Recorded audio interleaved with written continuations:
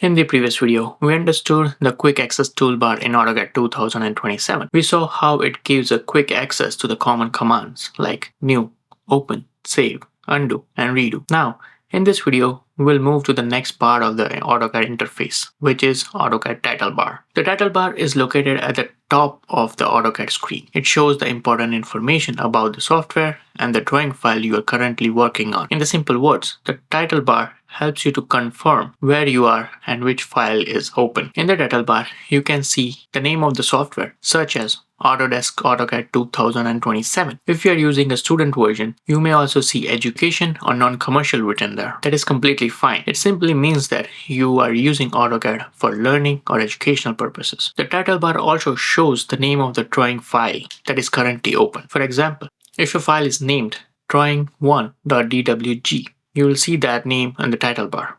This is helpful because when you are working on multiple drawings, you can quickly check which file is active. The title bar may look simple, but it is very helpful in the real work. Sometimes you may have opened multiple drawings at the same time and it has become confusing. By looking at the title bar, you can confirm the exact file you are currently working on, so you don't accidentally make changes in the wrong drawing. On the right side of the title bar, you'll also see a normal window button like minimize, maximize, and close.